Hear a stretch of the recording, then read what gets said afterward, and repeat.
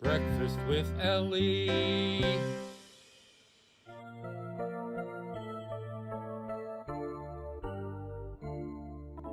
Mode ani lefanecha melech chai v'kayam shechazarta bi nishmati b'chemla Rabba emunatecha.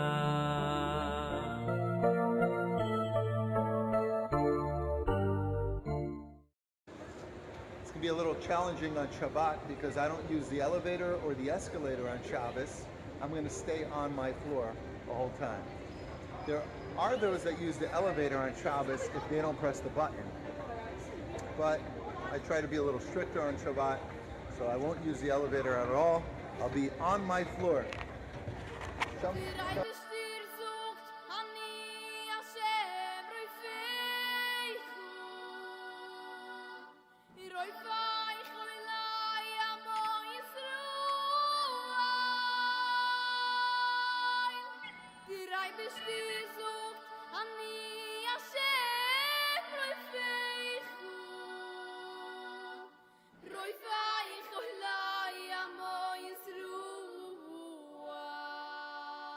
Good morning and welcome to Breakfast with Elli. It is Monday, the 16th day of May, the 15th day of Iyar.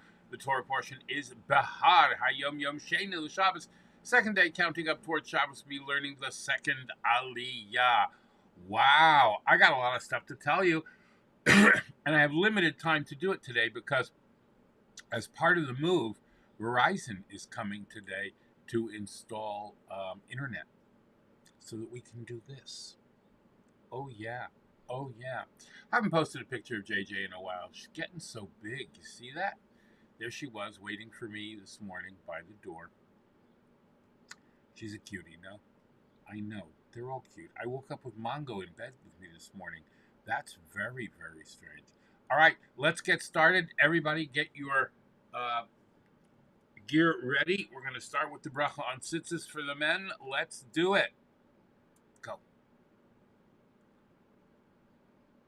Baruch atah Adonai Eloheinu melech haolam asher kiddishanu b'mitzvotav v'tzivanu al mitzvat tzitzit. Okay. And the bracha al divrei Torah. Baruch atah Adonai Eloheinu melech haolam asher kiddishanu b'mitzvotav v'tzivanu al divrei Torah. All right. And next, Hareini Mekabel. We say it. Hareini Mekabel alay mitzvat taseh shel ve'ahavta l'reacha kamo. Morning, Moshe. I take upon myself every single day to love my fellow friend in a very special way. All right. Next is Torah Tziva Lanu. I Torah tziva lanu Moshe morashav morasha keilat Yaakov. Torah tziva lanu Moshe morashav morasha keilat Yaakov. All right. Musical Monday here. And next we are going to give tzedakah. I put it in the pushki that's a dark box. I put it in the pushki that's a dark box. Shiny new. Put it in the pushki for Oh, someone else to keep. oh. Yeah, I put it in the pushki that's a dark box. I put it in the pushki. Time to give it away. Box. I put it in the pushki for someone. All right. All right, let us say the Shema. Ready? Let's go. Shema Yisrael Adonai Eloheinu Adonai Echad.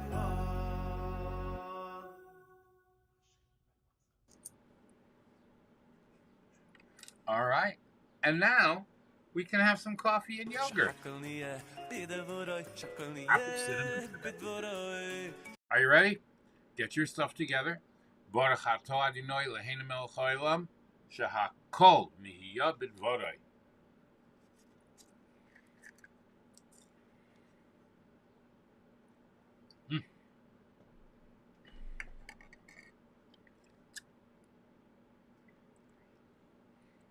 All right. Oh, I'm sorry. I spoke with my mouth full. That's rude.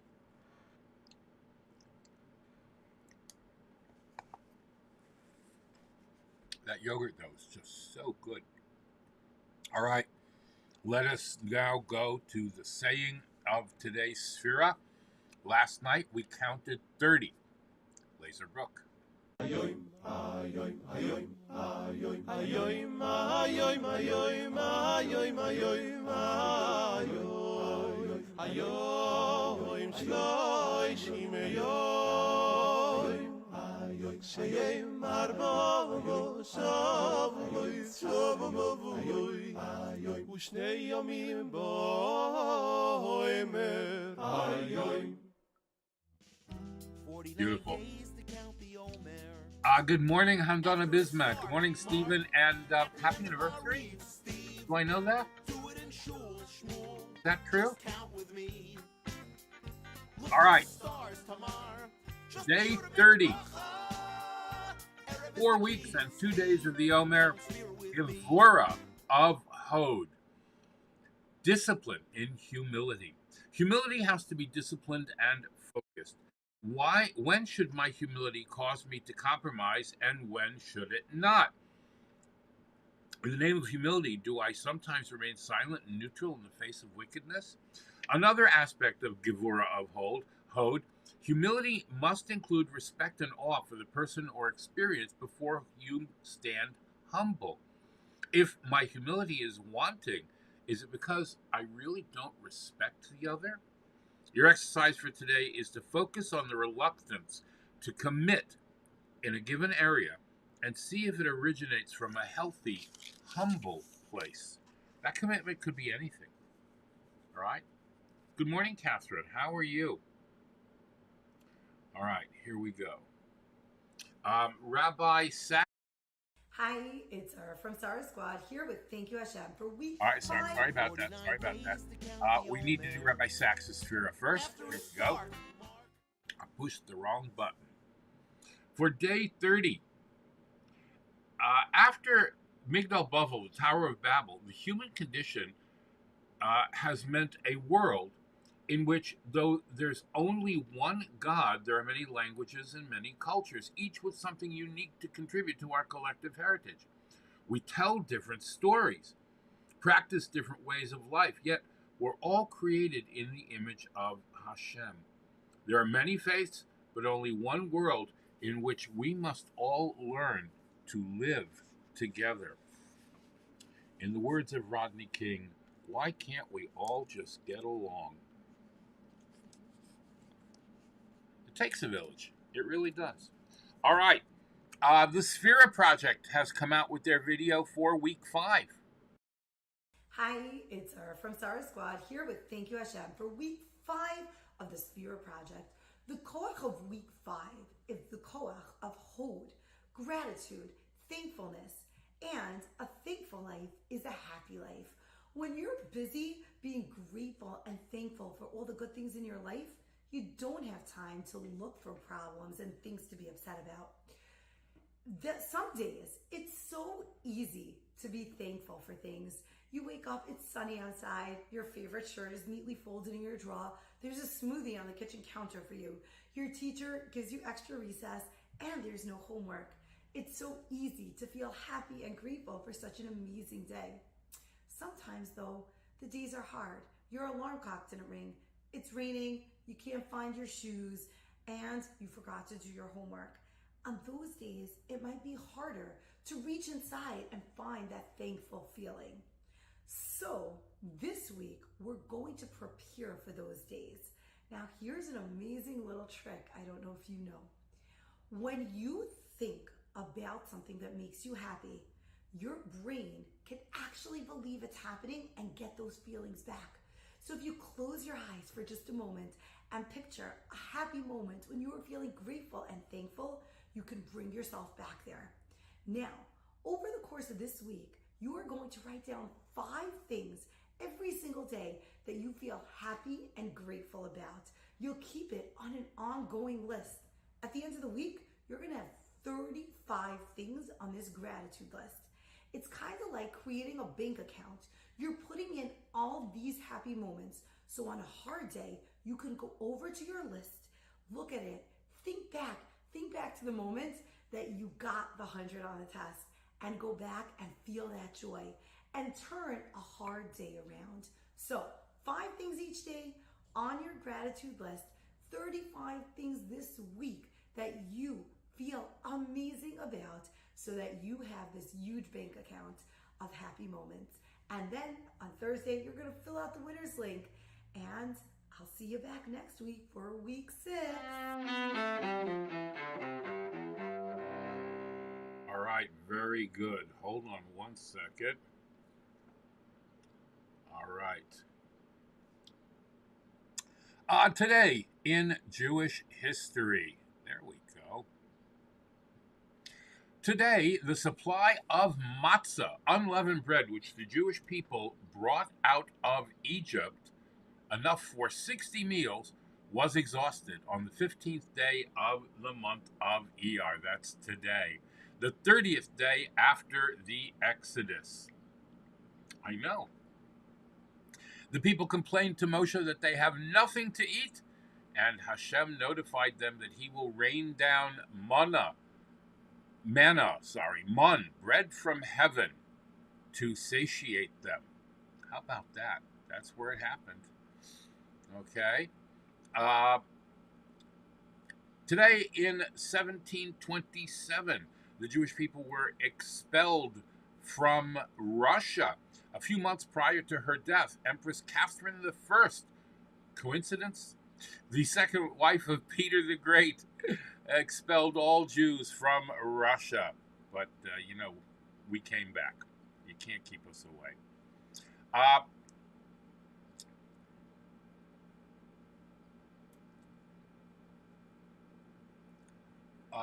Sea teeners from Europe, that's the Chabad teen movement, from throughout Europe, sang Kol Ha'olam Kulo and celebrated Jewish life at the banks of the Danube River in Budapest, Hungary, where during the Holocaust, nearly 20,000 Jews were murdered and thrown into the river.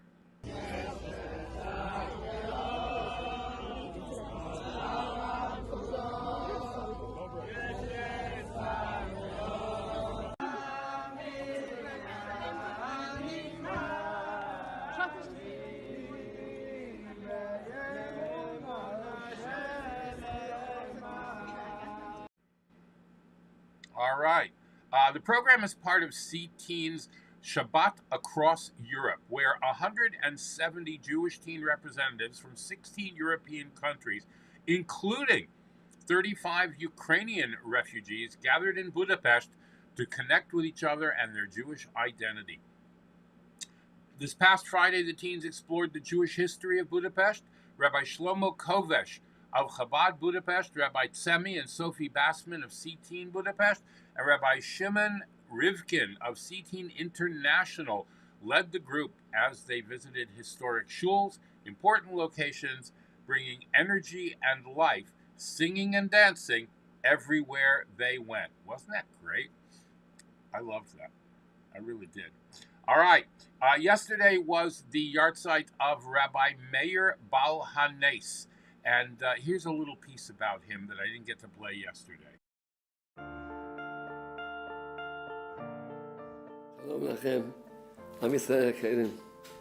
ממש ערב ההילולה של אדוננו, מורנו, רבנו, רבי מאיר, התנא אלוקאי, רבי מאיר בעל הנס. מאז ועד היום פועל ישועות. באמת, הגמרא מספרת אפילו גוי, אמר לגוי, שהוא היה צריך ממנו טובה, אמר לו, מה יהיה אם יתפסו אותי או משהו יהיה? אמר לו, תגיד, אלהה דמאיר ענני. אפילו גוי, באמת ככה היה. מי שיכול להגיע לקבר של רבי מאיר, מצוין. מי שלא יכול, בבית שלו, יגליק נר, וכבוד התנא יגיד, אלהה דמאיר ענני 3 פעמים, ויבקש בקשה. מאוד חשוב לדעת, באמת הכוח של רבי מאיר עצום בכל העניינים. לכן כל אחד יכול לפעול עכשיו לישועות. וכל אחד יכול לפעול לישועות. פשוט רק לבקש ממש מהתנא שיפעל לך ישועות. ורצון שכולם יפעל ישועות ויהיה גאולה שלמה בקרוב אמן.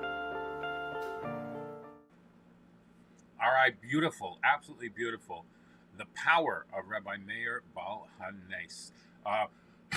Many people have a custom that if they lose something, right? If they lose something, they put money in a pushka, in a tzedakah box, charity box, in the name of Rabbi Meir Baal HaNes, and guess what? You find it. It's a pretty cool thing. You should try it sometime. All right, HaYom for today, the 15th day of Iyar, Rabbi Moshe Steiner.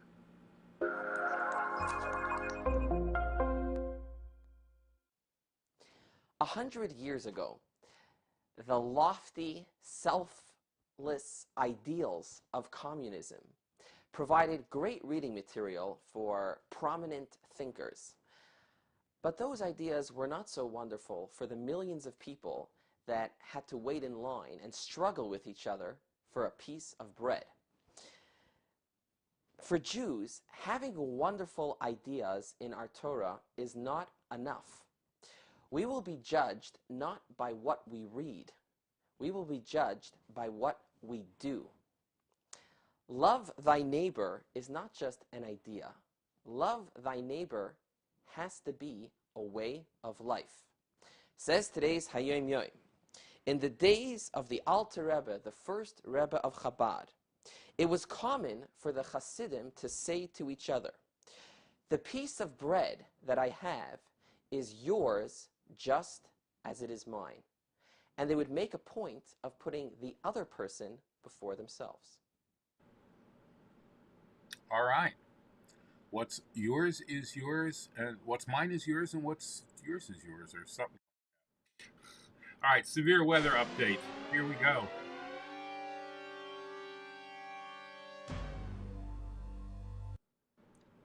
Cloudy skies over New York City. Grab the raincoat and maybe leave the umbrella at home. A brewing storm could bring rain, high winds, and even some hail to New York City and the suburbs today. The National Weather Service is forecasting a thunderstorm that could bring potentially damaging winds to the area as a cold front is moving in this afternoon into the evening, with the worst expected from mid to lower Hudson Valley. There's even a chance, albeit small, 2 to 5% chance of an isolated tornado, according to meteorologist John Murray of the National Weather Service New York office.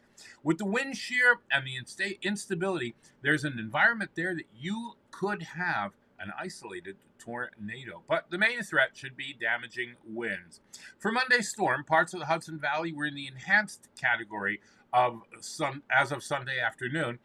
New York City and the western part of Long Island are in the marginal category, while eastern Long Island is in for a slight risk. Should the storm hit hard, the National Weather Service is forecasting the possibility of hail up to 1 inch in diameter. The potential for severe weather is generally expected between 2 p.m. and 10 p.m. Hopefully that's a long time after Verizon leaves my home, because I need them to install internet today. The weather should clear by Tuesday, the National Weather Service said, with a sunny and breezy day, and a high of 77 degrees and a low of 55. Breaking news.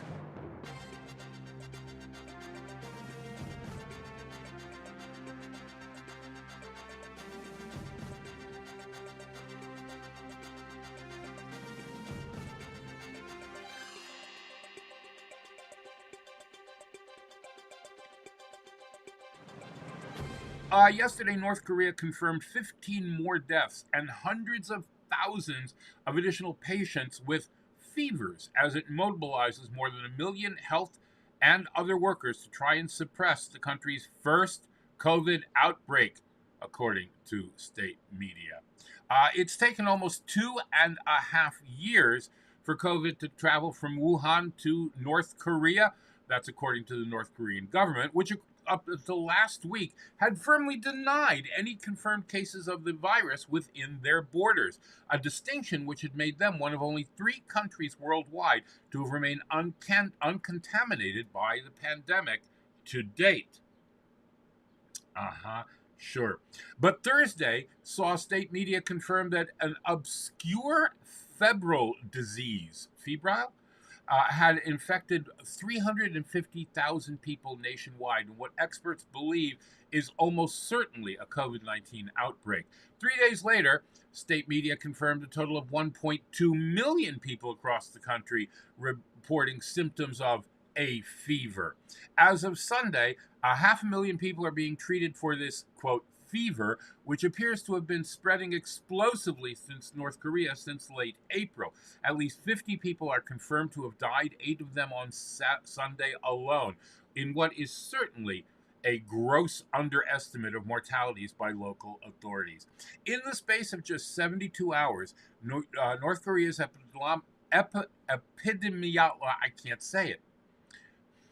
epidemiological, I almost said it, status has shifted from a self-proclaimed success story to a public health catastrophe. Given the so-called Hermit Kingdom's notorious secrecy and extremely limited testing capacity, the exact case numbers are impossible to quantify, and these official figures almost certainly represent the low end of the scale. Yeah, there's a lot more to unpack over here. It's a whole article. If you want, I will be more than happy to send you the link. But, yeah, what can I tell you? What can I tell you? What good does it do to lie? I never understood that. I really don't. All right, last night there was a blood moon. The Super Flower Blood Moon, it was called. And I've got some pictures for you. Let me get that right now. Hold on. Here we go. There you are. Look at that. Several stages of the blood moon. Unfortunately, we could not see it here because the cloud cover was too big. But this picture that I'm showing you right here was taken here in Riverdale. Somebody caught that. All right, here's a little bit about that blood moon.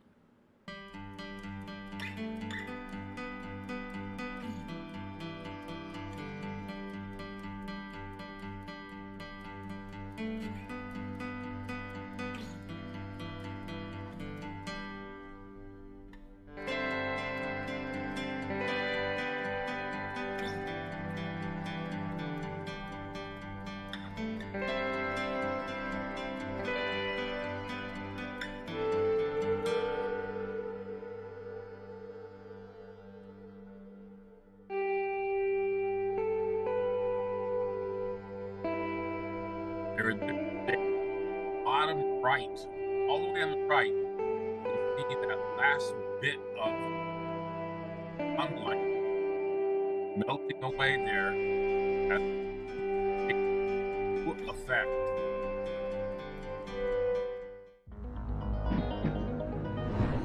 All right. right, now the question is, why did the moon turn red? Watch this.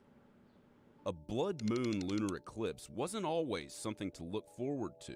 When the moon turned red thousands of years ago, the ancient Mayans and Mesopotamians feared that something monstrous and evil was eating the moon. They would shout at the night sky to try and fend off the ravenous beasts. And since the average lunar eclipse lasts around 100 minutes, and the moon returns to normal afterward, they were probably convinced that their whooping and howling actually worked. We know now that the moon doesn't need our protection, but why does it turn red in the first place? Whenever you look up at a full moon, you're seeing sunlight that's reflected off the lunar surface. So if something were to block that sunlight, say the Earth, then in theory, the moon should disappear from view.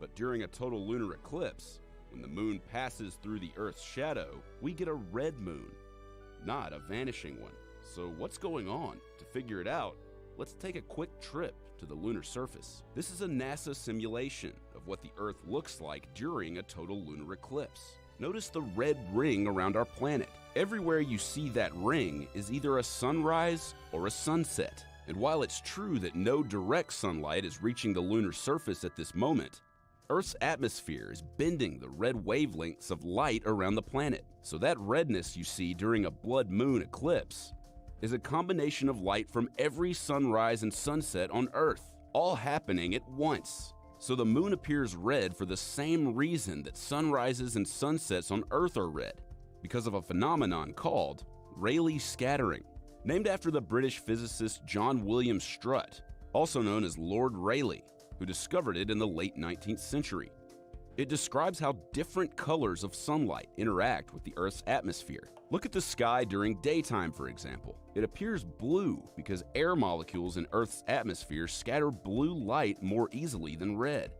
But during sunrise and sunset, the light travels through more of Earth's atmosphere before reaching your eye, which has two consequences. First, it means more overall sunlight is scattered, making the sun appear dimmer. That's why you can easily gaze upon the sun at sunset compared to at high noon. And secondly, more scattering means more blue light is scattered away, leaving the redder wavelengths behind. Similarly, the ring around Earth during a total lunar eclipse is red because the sunlight travels through a long stretch of Earth's atmosphere, from one end of the planet to the other.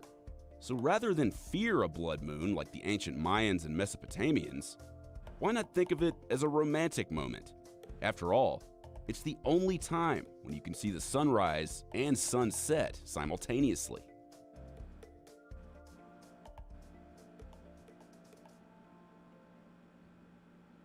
All right, and now a word from our sponsors.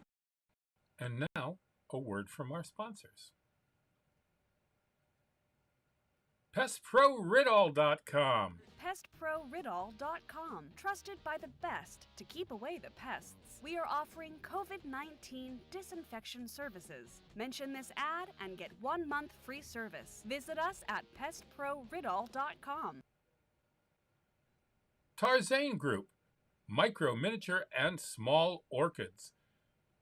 Go to tarzanegroup.com or call Tomas at 305-440-0565. That's 305-440-0565 and order today. Visit Tomas and Yair at tarzanegroup.com. Micro, miniature, and small orchids. Beautiful in your home. Go to the website and read Tomas's orchid blog. And by Dina D Design. DinaDDesign@gmail.com. Fine artwork, custom made to your specifications. Logos, wall hangings, Judaica. And you can even have something for your child's room. Dina D Designs. Go to her Facebook or Instagram or call or text. Thank you very much to our sponsors. If you'd like to become a sponsor, please go right up here to where it says patreon.com/theactorsrabbi, and you can contribute even only $1 a month if you'd like, but that'll help us bring this broadcast to you on a daily basis and cover our expenses. Be sure to thank your sponsors when shopping and mention Breakfast with Elli when you're shopping there. There might be discounts. Thanks for watching. Torah, Torah, Torah, Torah, Torah, Torah, Torah, Siva lanu Moshe. Torah, Torah, Torah, Torah, Torah, Torah, Torah, Siva lanu Moshe. All right, thank you to my Patreon sponsors, Pro Riddle, etc., etc.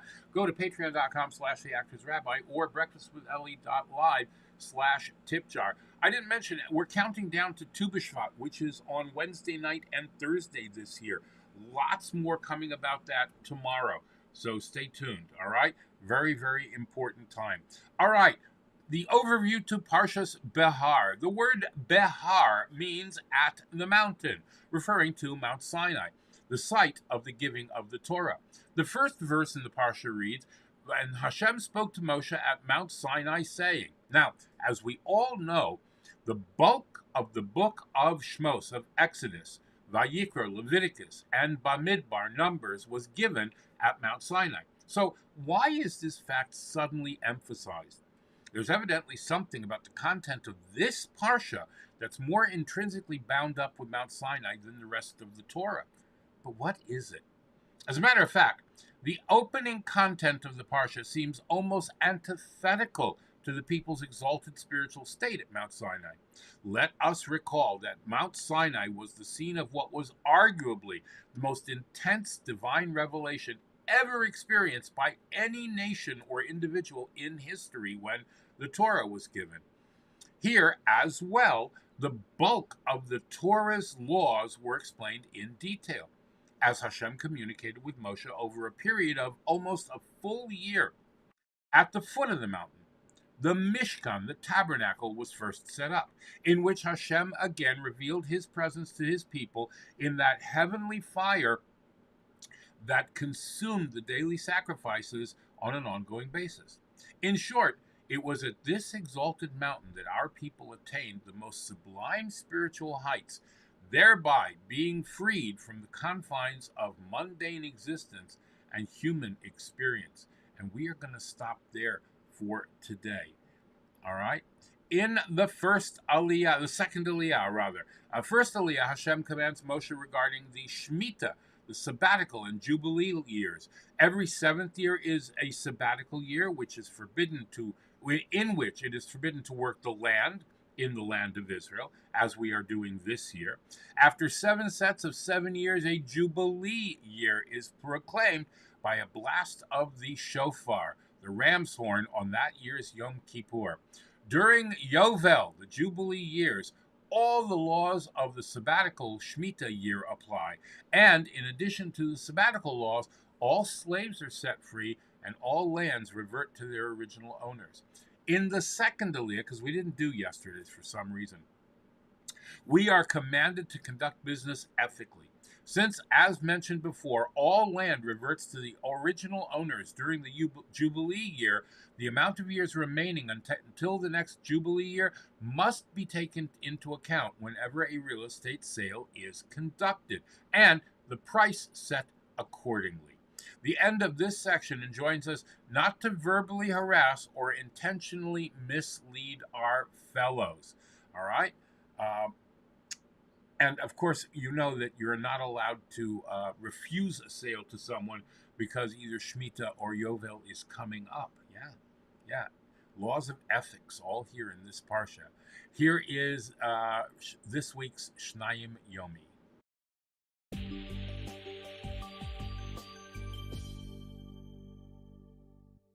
Parshas Behar, Sheini.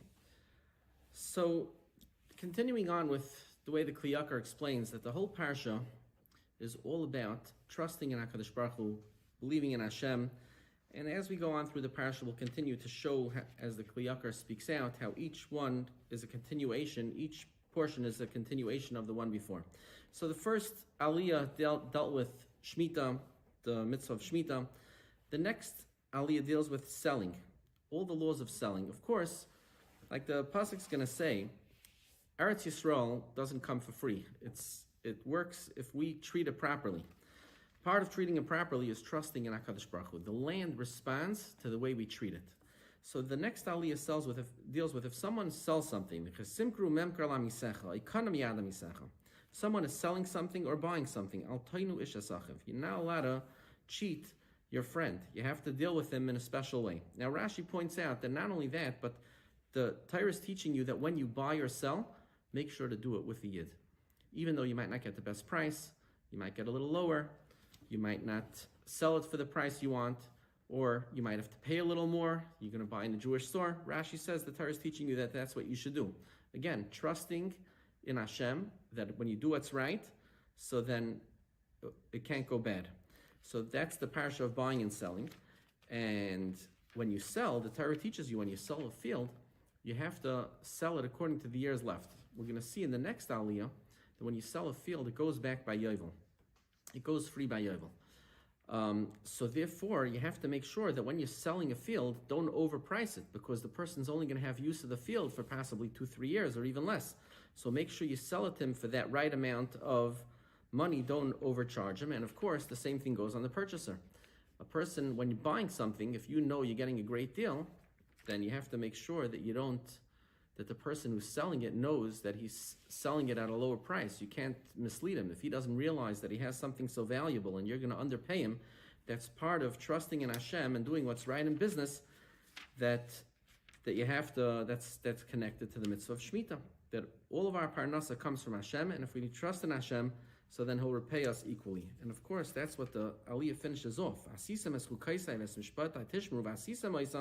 Then v'yishaftem ala Eretz lavetach. If we want Eretz Yisrael to be ours and we want to live in peace, then we have to show Hashem that we trust that there's a special land. It's a land that brings bracha, and then HaKadosh Baruch Hu responds in kind, and He lets us live in Eretz Yisrael lavetach.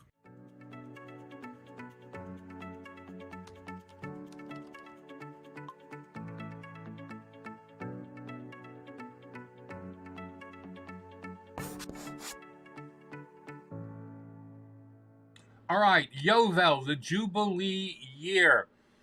When is it? What about it? Teach me 10 facts about Yovel. Well, it occurred once every 50 years. The sabbatical year, Shemitah, occurs every 7 years, this year. And at the end of 7 cycles of 749, the nation would celebrate Yovel. Now, for Yovel to be celebrated, the entire Jewish nation needs to be living on their land. Hence, ever since the tribes of Reuven, Gad, and half of Manasseh were exiled, 18 years before the other northern tribes were exiled, Yovel was canceled. This was 130 years before the destruction of the first temple. Now, no agricultural work is allowed. Just like Shemitah, the earth has to remain fallow, and the farmer dedicated this year to praying and learning. Since Yovel followed a Shemitah year, year 49, that meant 2 years in a row of no planting.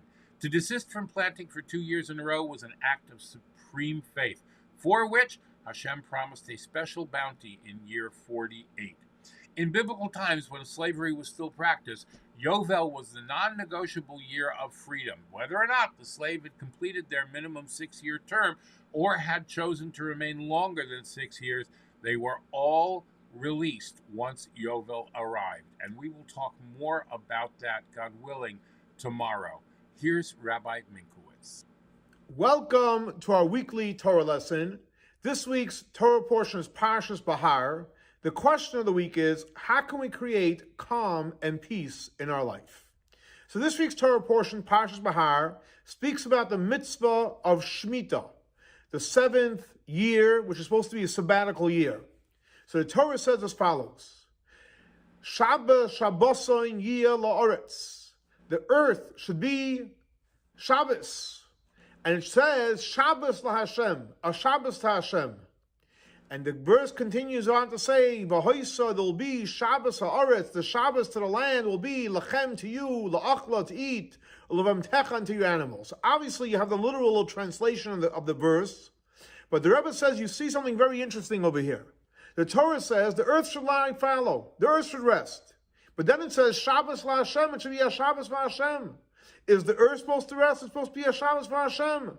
And what does it mean to you to eat and for your animals? The Rebbe says, We're going to look at this from a Kabbalistic perspective. What the Torah is teaching us is as follows.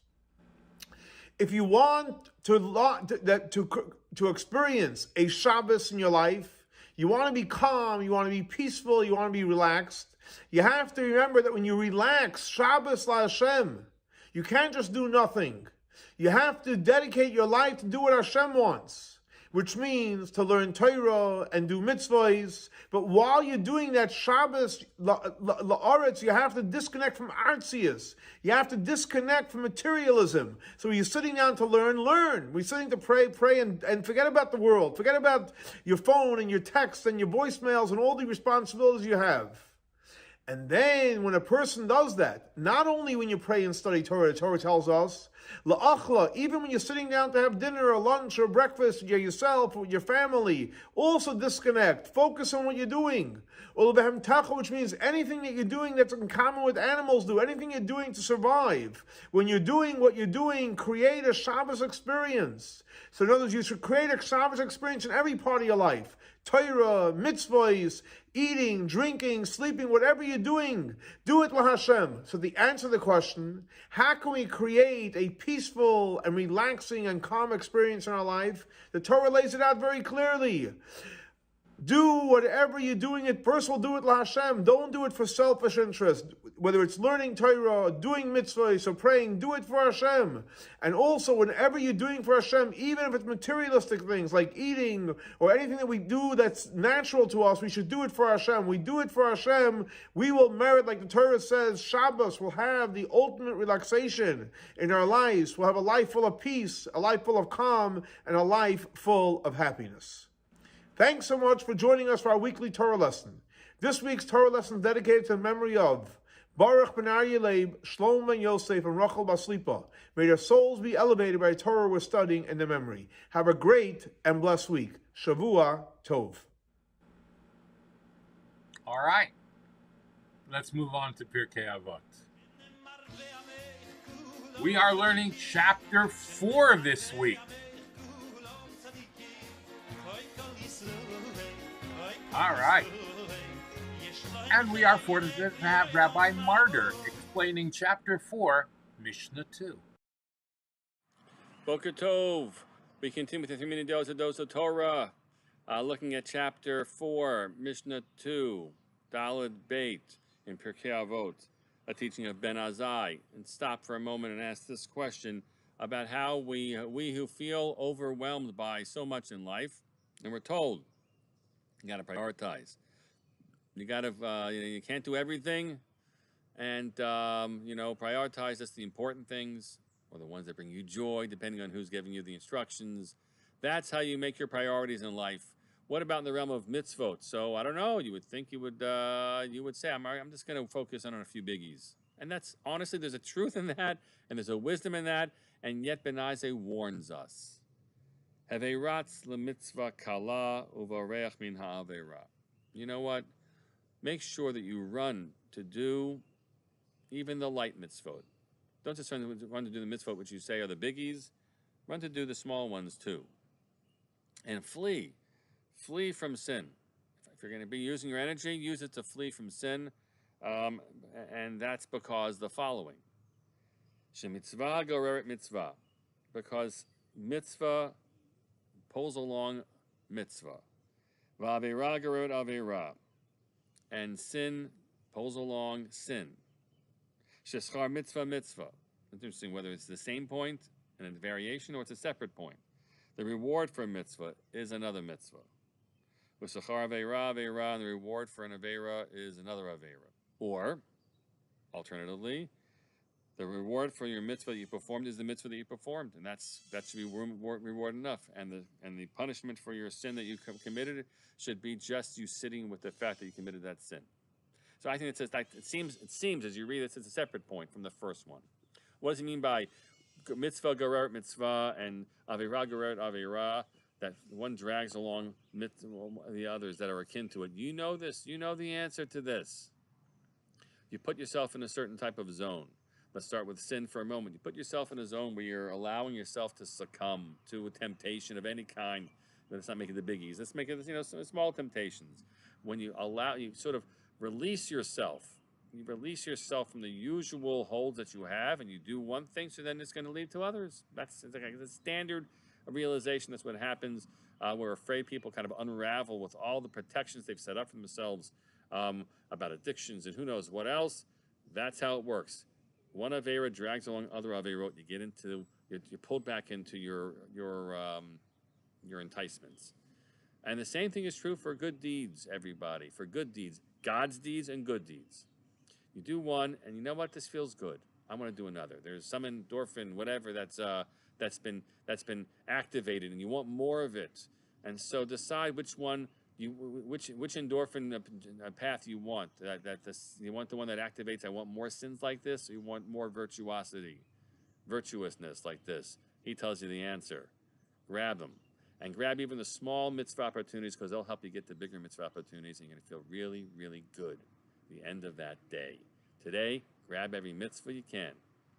Have a great day. No better advice than that. Pirkei Avos is amazing. All right, Tehillim. We are saying chapter 121 today. All right? Hold on. All right, here we go. Chapter 121. Shir lamalos esa enai el heharim me'ayin yavo Ezri me'im Adonai osei shomayim v'aretz al yitein lamot raglecha al yanum shomrecha hinei lo yanum v'lo yishan shomer Yisrael Adonai shomerecha Adonai tzilecha al yad yeminecha Yomam Hashemesh lo yakeka v'yareach baloila Adonai yishmorcha mikol ra yishmor es nafshecha Adonai yishmor tzeisecha uvoecha me'ata ve'ad olam. All right. Trucking right along, Tanya in 5 for today, the 15th day of Iyar. Good morning, Robert. Let's go.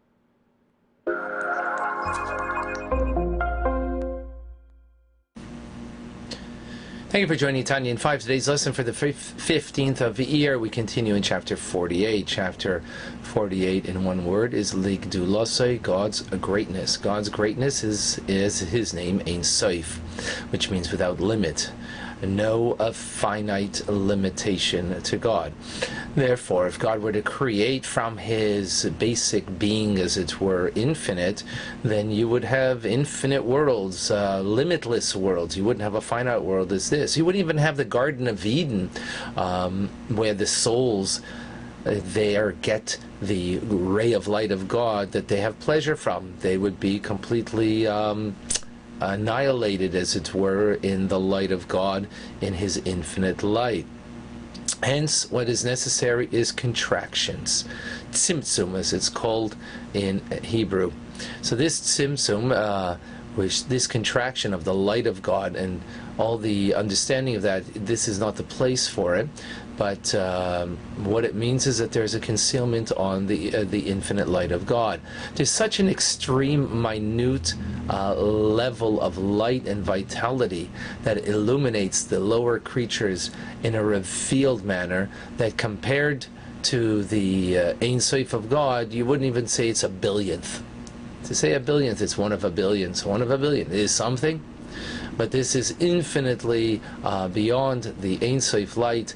That contraction of that light of the Ein Sof, what it produces, the vitality, that it should now be what we call memale kolami, that it should pervade within the world, that it should illuminate from within and create ex nihilo finite and limited created beings, whether they're spiritual beings or physical beings, but limited nonetheless. So that light is infinitesimal compared to its source, its ultimate source in the Ein Sof.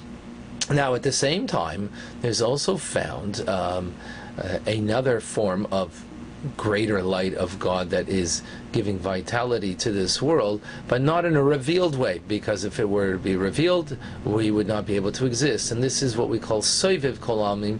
It is the light of God that encompasses. Now, when we say encompass, we do not mean as in a physical sense encompassing. So, for example, let's take my hat. The hat encompasses me, right? It's not in me, it's over me, it's around me, but it doesn't encompass me. Or if I take my glasses and I now encompassing them, I'm not in it, I'm encompassing it. So we don't mean in a spatial way that encompassing. We mean when the light of God, that is an infinite light of God, that this world cannot contain and maintain. So we use the term encompassing. Encompassing, it means over here that its effect is in an encompassing way, that it isn't revealed within the created being. Effect it has, but not in a way that is revealed to the created being. Because again, if it were to be revealed, then that would obliterate the created being from existence. It would be like a ray of light within the sun. When we speak about the ray of light that is investiture, that is revealed within us, that we can have some kind of understanding and relationship to it, being that it is a very infinitesimal light of God. So that's called investiture, and therefore we have a capability of some kind of understanding, appreciation of that light. But when we speak about the Soiviv Kol Almin, the all-encompassing, again, we don't mean in a physical sense, in a spatial sense, but it means that it's not able to clothe itself within the finite creation, and it remains makif, encircling, or encompassing, as it were, being that its influence, again, is not revealed, being that this light belongs to the is a limitless light that is found within creation. And we'll have more about this and what that means, that God's greatness and able to contract upon His infinite light in order to create a finite world, so we could have a relationship with Him, and a reciprocal one at that. More to come in Tanya 5. Thank you for joining. All right, fantastic. There's so much to talk about. All right, moving on. It's going to say Shavuos, but we're going to talk about Lag BaOmer first. Hashem gave us a present. Do you know what it was? He gave us the Torah, and we must keep its laws. All right. He asked the other nations, do you want this gift of mine? But they said no thank you, for Torah we've no time. Lag BaOmer this year Lag BaOmer this year is on Thursday, May 19th, Wednesday night and Thursday. It's a festive day of the Jewish calendar, celebrating the passing of the great sage and mystic Rabbi Shimon Bar Yochai, who is buried in Meron. Remember the tragedy in Meron last year? Well, we're hoping that the authorities are planning and making sure that doesn't happen again. As a matter of fact, Chief Rabbi of Israel, Rabbi David Lau, issued a call to Jewish worshippers, to obey the instructions of the security forces during the annual Lag BaOmer celebration on Har Meron, Mount Meron, on Wednesday night. The Chief Rabbi added, it is important to remember that it's possible to connect to the teachings of Rabbi Shimon Bar Yochai by studying his teachings, and certainly his merit will stand for all who study his teachings, no matter where they are. Now, Rabbi Shimon Bar Yochai was the author of the Zohar. It also commemorates another event. In the weeks between Pesach and Shavuos, there was a plague that raged among the students of Rabbi Akiva. 24,000 of his students died on Lag BaOmer before the dying ceased. All right?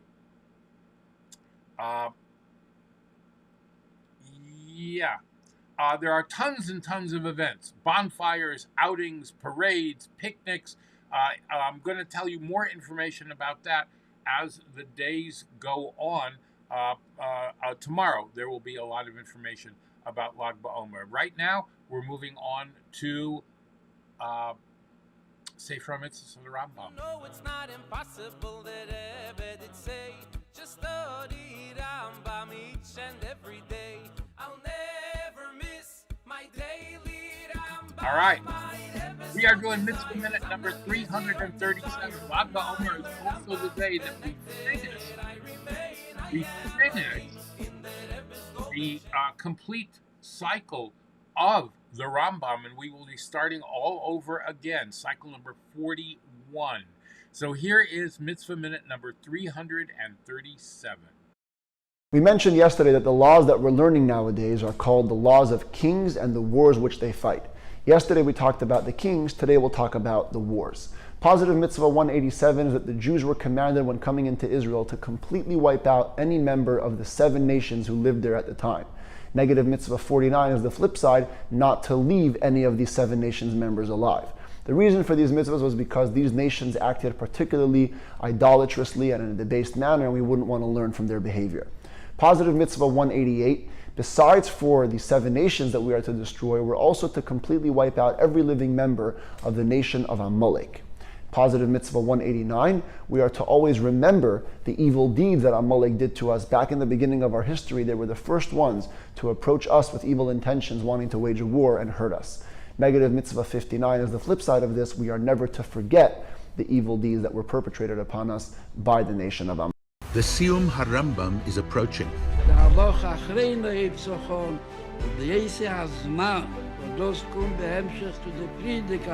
You've long been thinking, how can I encourage my community to participate in the study of Rambam? How can I raise awareness about the Rebbe's Takana? This is your opportunity. In this Sikha, the Rebbe explains the uniqueness of Limud Rambam and its relevance to every Jew. Now translated and presented for study with your community members. The package includes a teacher's manual, student booklet, PowerPoint presentation, and marketing flyers. Download the lesson from jewishinsights.org and give your community a taste of the Rebbe's teachings.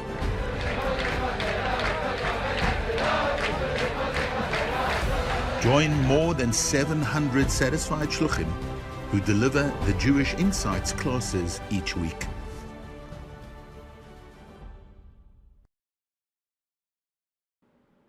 JewishInsights.org, all right? And you'll see there that there are sichos of the Rebbe, talks of the Rebbe, and many, many, many things. Here is a link, if you can see that. All right? Here's a link at the bottom. Let me see if I can make that just a little bit smaller so you can see it. There you go. All right, and there's the link. And there's a WhatsApp group that you can join as well. Matters of Mashiach.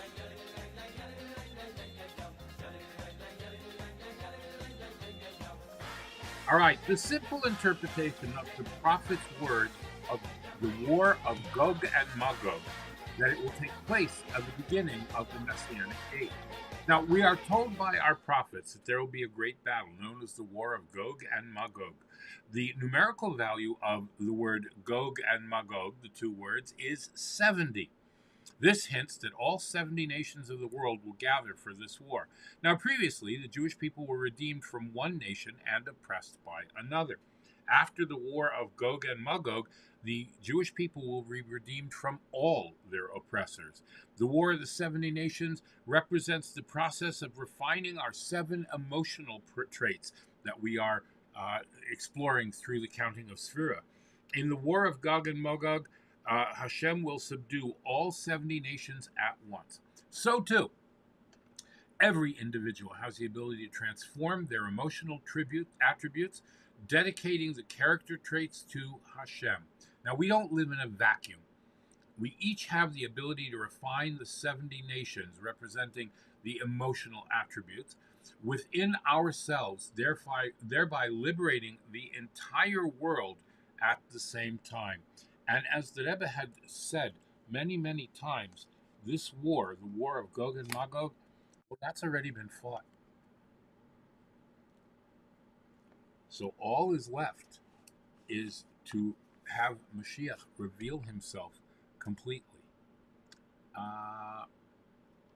Yeah.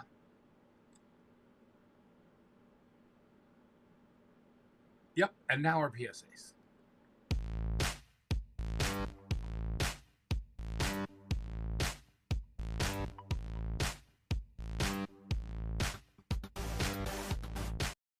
Please sponsor Food to Feed the Needy at Must Be a Soup Kitchen Network.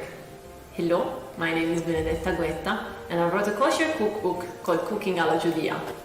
I'm here to make your charity giving more delicious. At Must Be a $10 sponsor one hot dinner.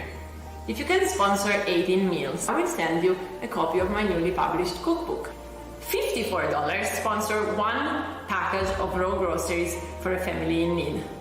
If you can sponsor 10 families, I will also autograph a copy of my book for you. Please go to mustbea.org/BJG and donate now. Thank you. All right, Must Be a Soup Kitchen and Food Pantry is available. All right. Text the word food to 726-879, 726-879. 7 days worth of pantry hot meals every single day. In Rockland County, it's tomcheishabbos.org, tomcheishabbos.org. And in Chicago, it's the Chicago Food Bank at breakfastwithelli.live/Chicago Food Bank. Achiezer.org is available for you, and they're available 24 hours a day, 7 days a week, 365 days a year for any kind of an emergency that you have. I can't think of what they are, but there's lists. If you go to achiezer.org, you can find health insurance, you can find mental health counseling, you can find food assistance, clothing assistance, whatever you need. It's all available at achiezer.org. All right, let's move this up and make this a little bigger because it's a little hard to see. I know I shouldn't be doing this while you're on the line, but I am. All right, the Hatzalathon is taking place. Over $14 million raised by communities around the world. Day in history when Klal Yisrael got together to support each other. Welcome to the second annual Hatzalathon. 168,000. Lower East Side Hatzalah, 177,000.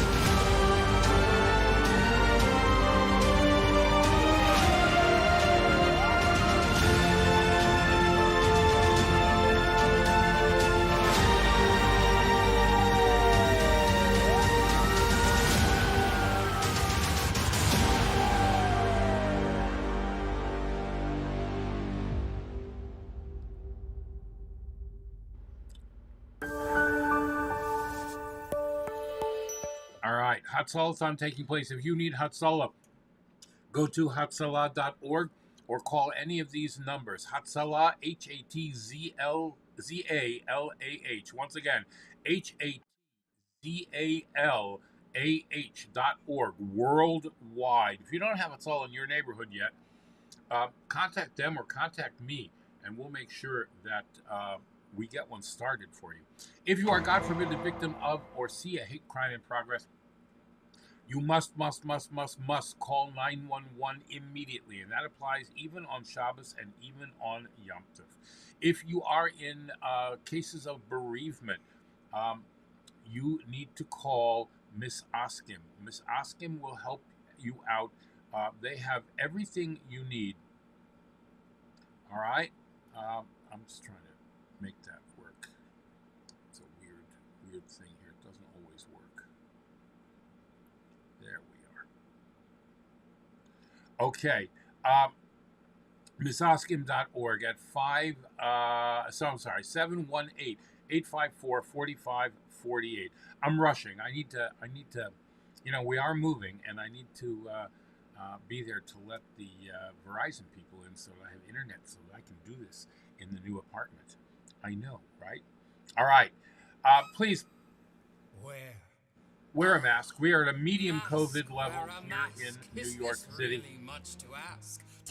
I need you to be careful. I need you to be good. I need you to be around, especially, like I said, I'm moving into a new place and I need to broadcast to you from there. And you need to be listening. There's lots of Torah to be taught and lots of Torah to be learned. So wear a mask, be safe, get vaccinated, and yeah, that's all I got. All right? All right. Our kindness a day, a Revut calendar. Contact your local environmental council and find out what you can do to help. That's interesting. I don't know what that means. What's an environmental council? I don't know. All right. Think Chabad for today, Monday. Even if a single letter in the Torah is damaged, the entire scroll is invalid until that letter is repaired. Similarly, if one of us is lacking in any way, that void affects the entire nation. Yeah, that is true. We are all dependent one upon another. All right, bringing heaven down to earth.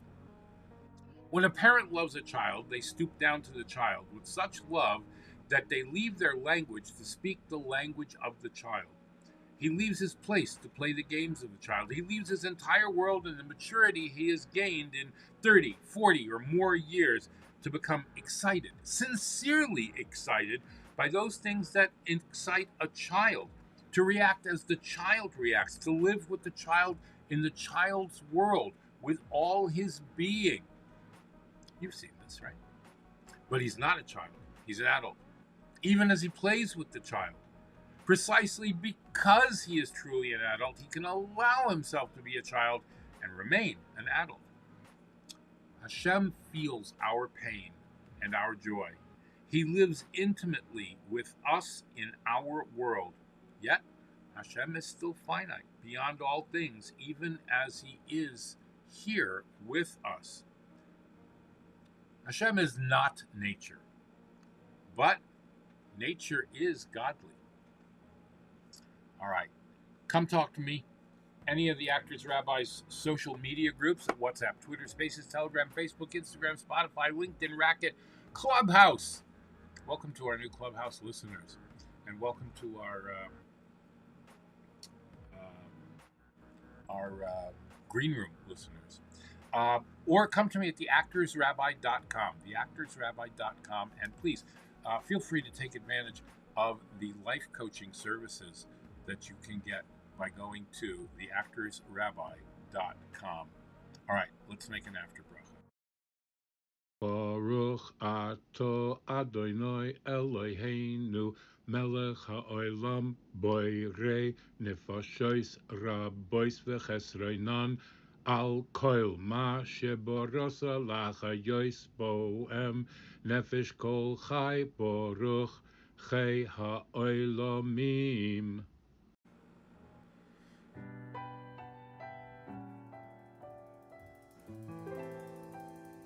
All right. Thank you to my Patreon sponsors. Pestro Riddle, Tarzane Orchids, Dina D Design, Dr. Susan Spitzer, Bracha Biederman, Sarah Elisheva Ashira. It's great to have you. If you'd like to become a Patreon sponsor, go to patreon.com. Did I say Tarzane Orchids? I did. If you'd like to become a sponsor, go to patreon.com/theactorsrabbi or our virtual tip jar at breakfastwithelli.live/tip jar, and you can donate today. All right? Help teach Torah and keep it going. All right, I have a wonderful a cappella video for you, Derech Hadasha, the new way. I'd like you to enjoy it. All right? Go out and do something nice, something good for someone today. In the words of Rabbi Isaac Halmer, have affection for a fellow. Hashem will have affection for you. Befriend a fellow. Hashem will befriend you. Do a kindness for a fellow, and Hashem will do a kindness for you. I don't know Lebanon, Israel. I don't know what link you're talking to. What was that from? Tell me what that was from. All right. Okay. Have a great day. Enjoy this video. Bring someone to watch or listen with you tomorrow. And I'm running over to the new apartment to get the Verizon internet installed. I'm pretty excited. I hope it goes well. All right. More about Tu B'Shvat tomorrow. Lots to talk about. Yom Shel Puvei Kitev, the day that Hashem said twice it is good tomorrow. Have a great day. I will see you tomorrow. Thanks for watching.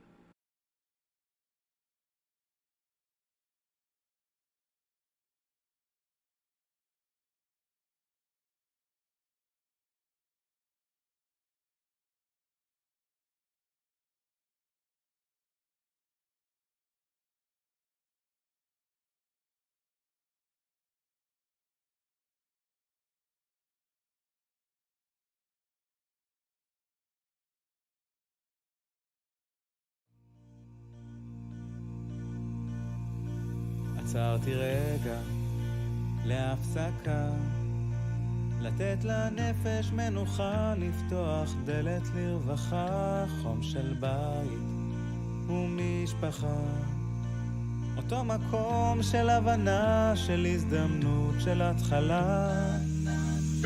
דופקים על שעריך להיכנס כדי לצאת לדרך חדשה, לדרך חדשה,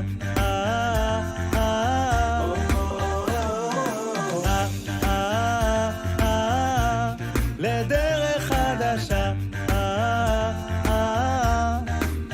נקשיב ללב, לפעימות, לא נפחד לרוץ רחוק, נלמד לקום ולהיות, שוב נשוב לזיכרונות, לשאוב כוחות, לא לחסות, לא נתייאש מלנסות. דופקים על שעריך להיכנס כדי לצאת לדרך חדשה, לדרך חדשה,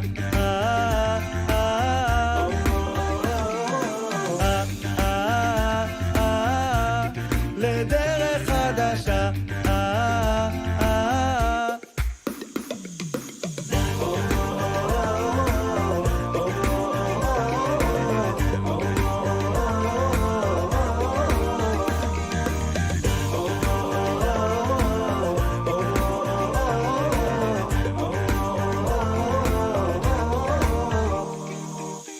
גם אם עבדנו למקום שומם, נחקור ונחפש דרכנו,